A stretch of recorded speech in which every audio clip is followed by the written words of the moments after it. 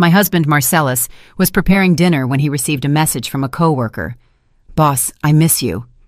After a moment of hesitation, I replied for him. "Come over. My wife isn't home today."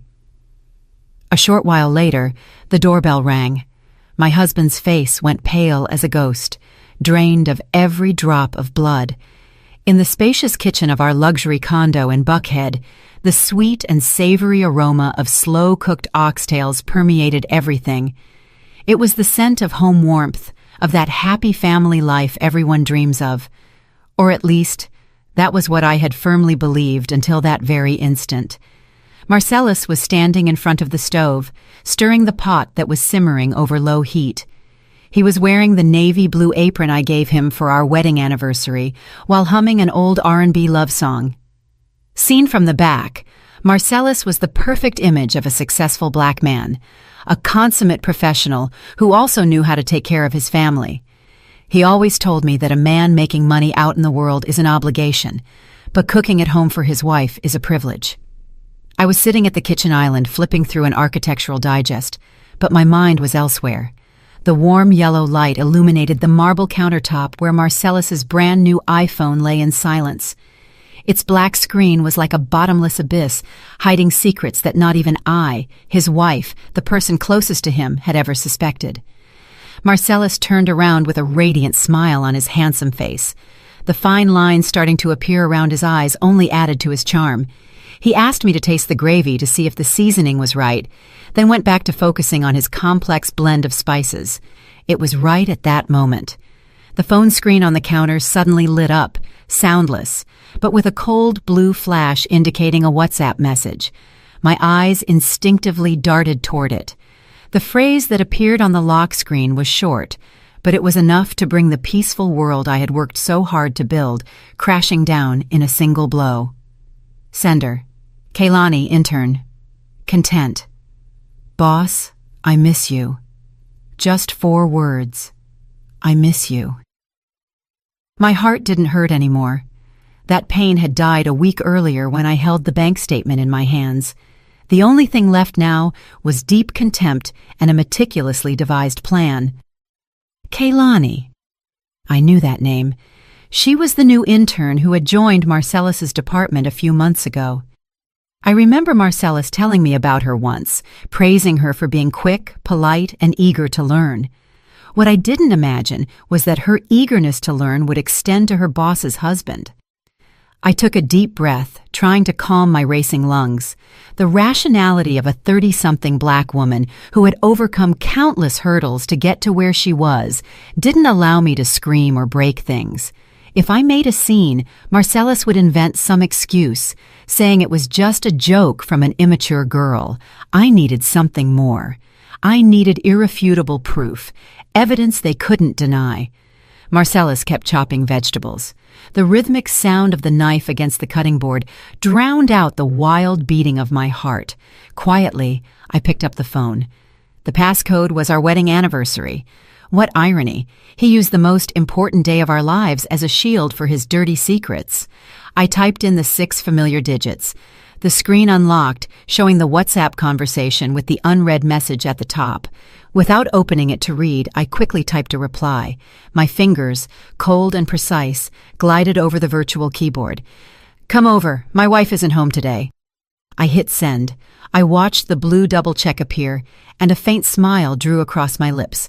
I took a screenshot of that brief exchange, sent it to my own phone, and deleted any trace from Marcellus's device. I wanted him to be completely oblivious when the show started. I placed the smartphone back exactly where it was, at the exact same angle. My hands were trembling slightly, not from fear, but from the repressed rage boiling in the deepest part of my soul. I looked at Marcellus's back. He was still the same man, with the same devoted appearance. But now, in my eyes, everything was repulsive hypocrisy. He was playing the role of the perfect husband, but his mind was likely flying off to his young, pretty mistress. If he wanted to act in this farce so badly, I would make sure to direct the tragic final scene myself. I fixed my hair, composed my expression, and tried to return to my usual state of calm. The storm inside me remained hidden behind a serene gaze, waiting for the chance to level everything in its path. This was going to be a very long night. Marcellus served the steaming oxtails in a large serving dish and placed it in the center of the table. The intense aroma of allspice, thyme, and beef spread through the dining room. With a cloth, he meticulously wiped away even the smallest splash on the rim of the plate. Yesterday, that delicacy would have moved me to the point of hugging him. Today, however, looking at that stew was like looking at poison coated in sugar. He served me a plate full of white rice and, picking the most appetizing piece of meat, placed it on top. With a warm, deep voice, he said, "Eat while it's hot, baby. I cooked the meat until it falls off the bone." He even bragged about going to 3 different markets to find the best cuts just to take care of me the way I deserved. I accepted the plate from my husband's hands, making a superhuman effort to keep them from shaking. I brought a piece of meat to my mouth and chewed slowly. It was incredibly tender, and the gravy had just the right kick I liked. But as I swallowed, I felt a bitter, nauseating taste, as if I were chewing ashes. I had to drink a large gulp of water to keep from gagging. I looked at the man sitting across from me. Marcellus ate with an appetite, offering me sides now and then, and telling me funny stories from work. He talked about a new project, how the CEO had congratulated him, and his plans for a promotion this year. But there wasn't a single mention of Kailani's name or that young intern. I wondered how a person could lead a double life with such mastery, being able to receive an "I miss you" from his mistress, and moments later play the role of the exemplary husband who adores his wife. Maybe during our 6 years of marriage, he had repeated that performance so many times that even I couldn't distinguish what was real and what was fake anymore. I remembered our difficult beginnings when we got married. We started with nothing in a small studio apartment on the outskirts of the city. Marcellus took my hand and swore he would work tirelessly so I would never lack anything to get us a decent home. And he kept his promise. This luxury condo, all these comforts, were the testimony of our joint effort, but it seems that as material abundance grew, people's hearts began to change too. Satiety gave way to base desires, and the devoted wife who once shared a simple sandwich with him now seemed flavorless compared to the fresh young women outside. Feigning being full, I put down my silverware. I said I was a little tired and didn't have much appetite. Marcellus immediately adopted a look of concern. He got up, walked over to me, and put his hand on my forehead to check if I had a fever.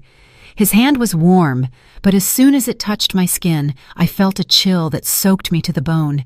I turned my head slightly to dodge his hypocritical touch, excusing myself to get a glass of water. I glanced sideways at the clock on the wall. The short hand was approaching 7, and the long one 12. Time was passing with mocking slowness. From her office or her student apartment, it would take between 30 and 45 minutes to get here. I wasn't going to let this golden opportunity slip by. My wife isn't home today. That spell was more powerful than any invitation. When I returned to the table, Marcellus was clearing the plates. He told me to go to the living room and rest, that he would handle the cleanup. The image of my husband rolling up his sleeves to wash dishes, which I used to brag about to my girlfriends, now seemed like just another scene in his disgusting theater. I sat on the sofa and picked up the TV remote, but I didn't turn it on. My gaze was fixed on the front door, and my ears were tuned to any sound from the hallway. A fierce battle was waging in my mind. Part of me wished she wouldn't come, that it had all been a bad joke so I could keep fooling myself. But the other half, the colder and crueler side, yearned for the doorbell to ring as soon as possible. I wanted this pain to come out into the light in all its rawness, because an abscess only heals when it bursts, even if the scar it leaves is forever. Every minute passed with infinite heaviness. The sound of water in the kitchen ceased. Marcellus came out drying his hands with a towel and asked if I wanted some fruit for dessert. I shook my head and sketched a faint smile. It was surely a crooked, forced smile, but Marcellus didn't notice. He was too sure of his own perfection. Or maybe he had never cared enough about my mood to notice anything strange in my eyes. The clock struck exactly 8:00 p.m. The apartment was so silent you could hear the ticking of the second hand. Marcellus sat on the sofa opposite me and started reading the news on his phone with an expression of total tranquility. He probably thought it would be another peaceful evening with his wife, or maybe he was already planning what message he would send his mistress as soon as I fell asleep. He didn't have the slightest clue that the storm was about to break right at his doorstep. Ding-dong. The sound of the doorbell broke the silence. It wasn't a loud sound, but in that space, it resonated like the gunshot announcing the start of a war. Marcellus lifted his head, startled. In his eyes, there was surprise mixed with a pinch of confusion. He looked at the clock, then the door, and muttered, "Who could that be at this hour?" Then he looked at me as if I had the answer. I remained motionless on the sofa, maintaining an almost icy composure. "Stay seated," I told him. "I'll get it." My voice was soft but firm, leaving him no room to move. I stood up and walked slowly toward the door. Every step on the hardwood floor sounded heavy, like the hammer blows driving the final nails into a coffin. My heart was pounding hard, not from fear, but with the strange excitement of a hunter about to trap their prey. I took a deep breath, fixed my posture, and put my hand on the knob. I turned the lock and opened the heavy wooden door. In front of me stood a young black woman of petite build, well made up, but with a face that hadn't yet lost its childish air. She was wearing a tight dress that highlighted her young figure, and in her hands she held a small box with a carefully packaged individual cupcake. The instant she saw me, the flirtatious smile drawing on her lips vanished, giving way to an expression of pure panic. Her eyes went wide as saucers, her pupils contracted in fear, and her face, previously flushed, turned as pale as paper. She froze, and her trembling hands almost dropped the cake box. She expected Marcellus to answer the door. She had surely imagined the scene, jumping into his arms, telling him in a honeyed voice how much she had missed him. But the raw reality that hit her head-on was the image of me, the lady of the house, his lawful wife, blocking the entrance with a gaze sharp as a knife. I said nothing immediately. I simply observed her terrified expression in silence. My silence made the atmosphere turn even more suffocating.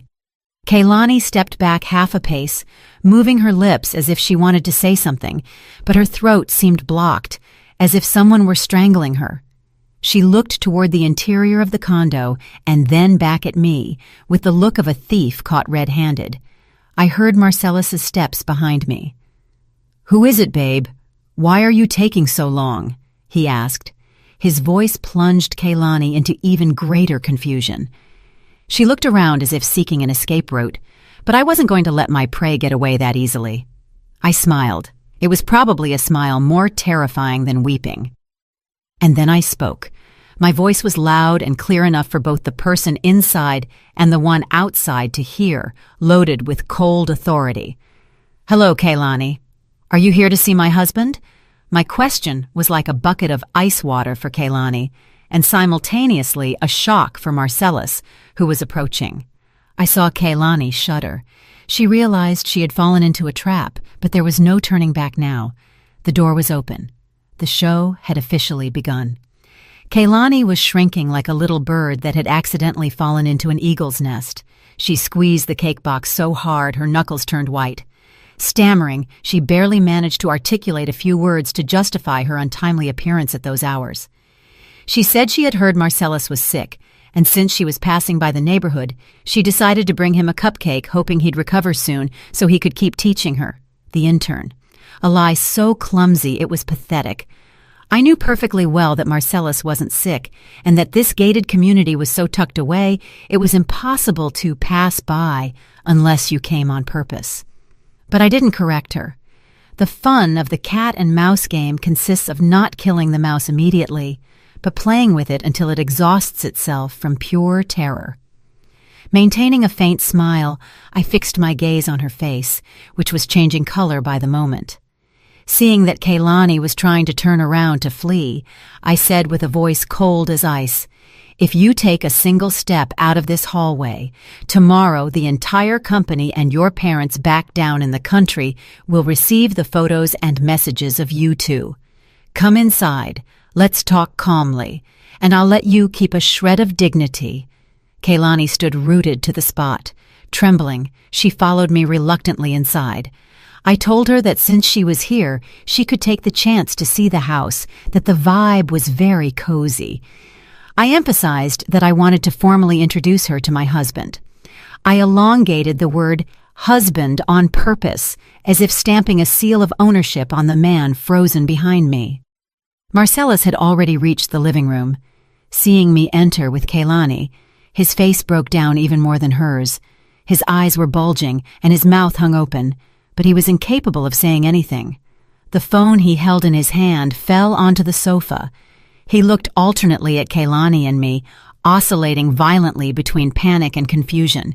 He couldn't understand why Kaylani was there, or why I was receiving her so calmly. I led Kaylani to the center of the living room and sat her on the armchair, facing the large sofa where Marcellus usually sat.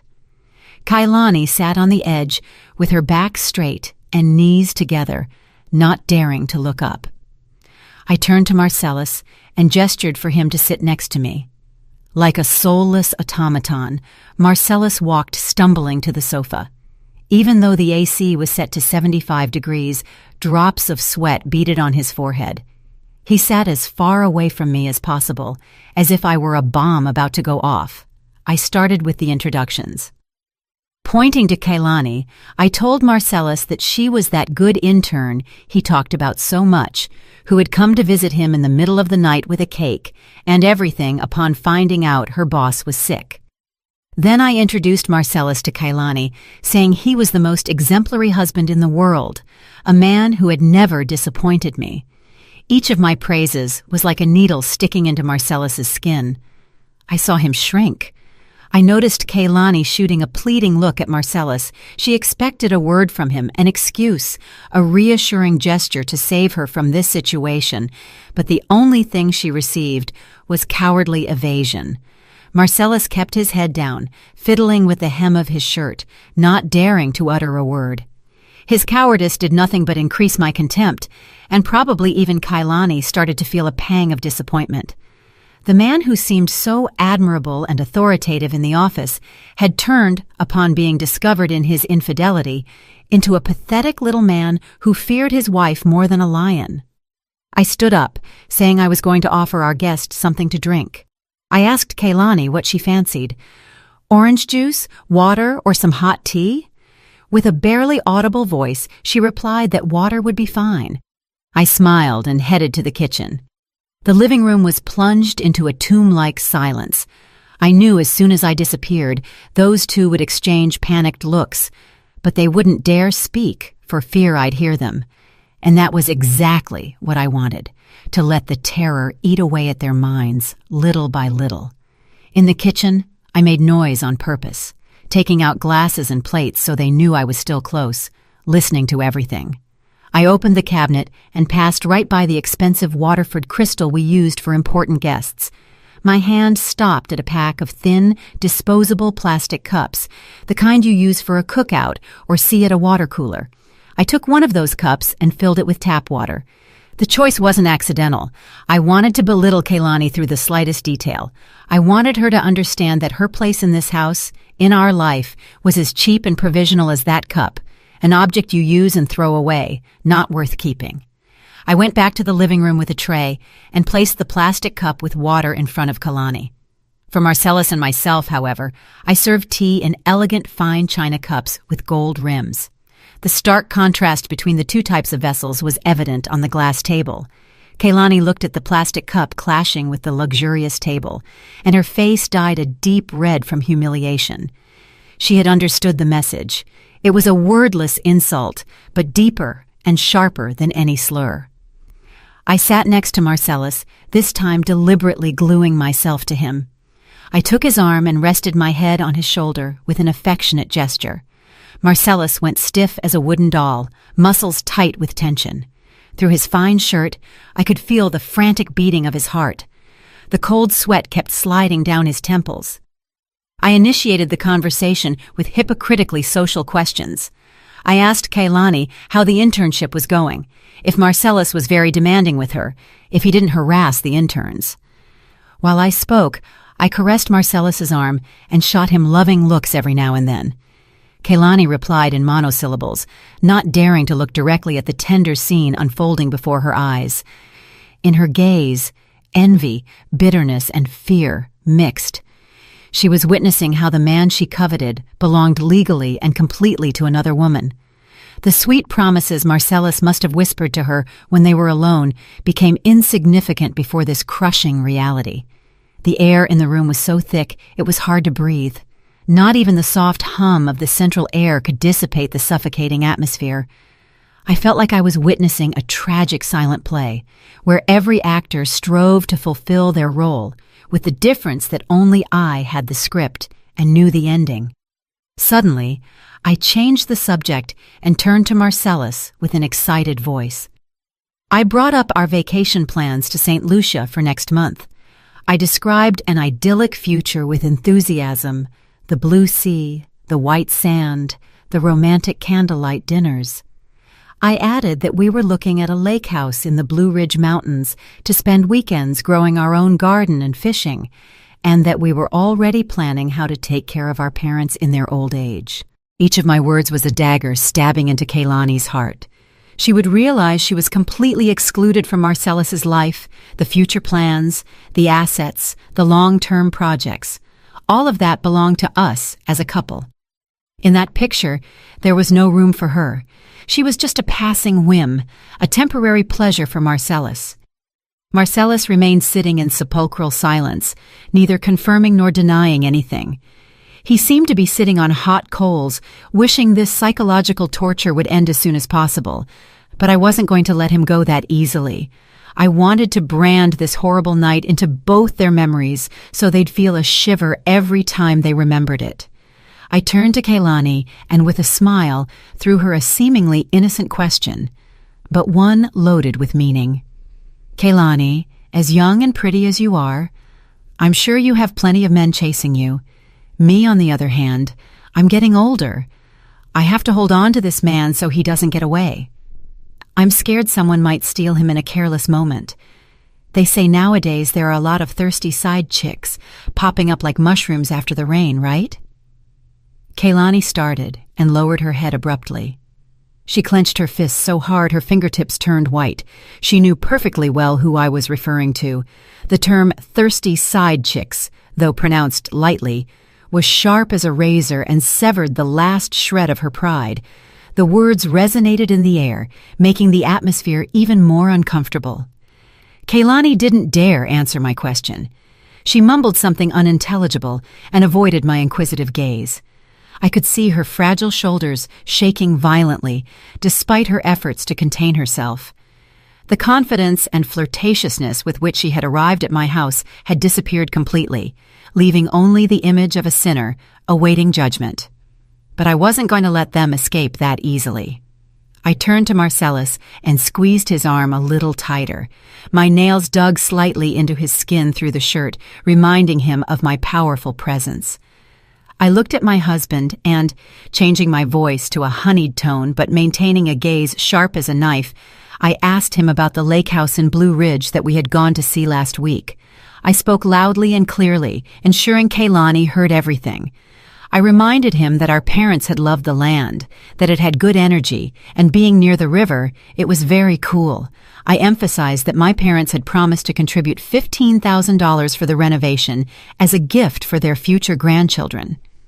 At the mention of children, I felt Marcellus's body tense up. It was his weakest point. We had been married for 6 years, but had postponed having kids until we reached financial stability. And now, when everything was ready, I discover this betrayal.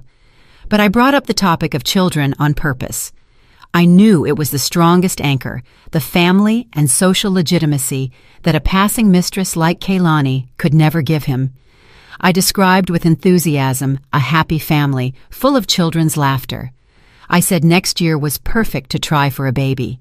that at our age it was the ideal time, and I hoped it would be a boy. Then I turned to Kaylani and asked if she didn't think it was a wonderful plan. At the direct question, Kaylani jumped, and the teaspoon she was holding dropped from her hands. The clinking of metal against the porcelain saucer rang sharp in the silence. She rushed to pick it up, and with a flushed face, she stammered, It's a great plan. I'm sure you'll be very happy." How ironic that forced blessing sounded from the rival's lips. I knew inside she was screaming, consumed by envy. She had come here hoping to make a space for herself in our life, but the only thing she had found was a firm declaration of a future where there was no room for her. The big assets, the solid family ties, the long-term plans, all of it formed an impregnable wall protecting this marriage. A wall that someone like her, with nothing to offer, could never tear down. I continued my psychological attack on the financial flank. I told Marcellus, "Tomorrow I'll make the transfer for the down payment on the house, so sign the papers for the title change fast." I deliberately emphasized that the house would be in both our names. It was a declaration of sovereignty over our assets, a warning that everything Marcellus had was tied to me, and that if he left me, he'd lose everything. Marcellus, sweating buckets, nodded his head. He wished I would shut up, stop torturing him with those sweet words about the future that sounded more terrifying than a threat at knife point. He knew perfectly well the warning hiding behind every one of my words. Don't be an idiot, and don't trade everything you have for a momentary pleasure. The conversation about the house and kids seemed to suck the last drop of vitality out of Kaylani. She shrank into the armchair, hugging the glass of water with both hands, as if seeking warmth that had vanished long ago. I looked alternately at the thin plastic cup in her hands and the gold-rimmed cup in mine, feeling a cruel pleasure. I lifted my cup, took a sip, and savored the subtle aroma of the high-quality green tea. I commented on how delicious the tea was, its clear and smooth taste. I offered Kaylani some too, but my gaze stopped on her cheap plastic cup with false pity. "Kaylani, are you okay with just water? Do you want me to make you some orange juice? Water is a bit bland, don't you think?" My voice was kind, like a charitable lady giving alms to a beggar, but with a nuance of contempt. Kaylani denied hurriedly with her hands. No, I'm fine. I was thirsty. Water is enough. I don't want to be a bother." The word bother she used seemed ridiculous. Her mere presence here at these hours was the greatest of bothers. I set the cup on the table. The dry, firm sound of porcelain against glass resonated in the room. I looked at Marcellus. He was still sitting like a corpse with his eyes glued to the tips of his shoes. I decided to involve him more in this fun game. I told him to cut some apples for our guest. "A man of the house should be a gentleman. How can you have a guest sitting there without attending to her?" Marcellus, as if he had received an electric shock, jumped up and went to the kitchen for the apples and a knife. He peeled the fruit clumsily, hands shaking, leaving the skin jagged and in chunks. The man who once carved flowers out of carrots for me couldn't even peel a simple apple in front of his mistress now. His mind was short-circuiting. Fear had paralyzed all his senses and skills. When he put the plate of apples on the table, I stabbed the most appetizing piece with a fork and brought it directly to Marcellus's mouth. "Open up, baby. Let me feed you. Don't touch it with your hands, they're dirty." Marcellus hesitated for an instant, but finally accepted the apple I offered. The scene of a couple feeding each other affectionately in front of a third party was natural and at the same time extremely provocative. I pushed the plate of apples toward Kaylani. "You eat too, Kaylani. These are Honeycrisp, very crunchy and sweet." Kaylani looked at the piece of apple Marcellus had just eaten, and then the plate in front of her, as if a knot had formed in her throat. How could she swallow a bite witnessing such a display of affection? The discriminatory treatment wasn't limited to the cups, but also the attention and care. I was the wife. I had the right to care for my husband publicly and be cared for by him. She, on the other hand, however much Marcellus wanted her in the street, in here was an intruder, a forced spectator of our marriage's happiness show. I saw Kaylani's eyes turning red. She was probably crying inside, or maybe regretting the stupidity of coming here to be humiliated this way, but I felt not a shred of pity. My compassion died the instant I saw the message, "I miss you," on the phone screen. Mercy is a luxury I don't grant to those who try to destroy the happiness of another's home. Silence took over the living room again, but this time the air smelled much more like gunpowder. Kaylani, perhaps to break the tension or try to recover some of her image as a considerate person in front of Marcellus, cleared her throat and asked shyly about his health.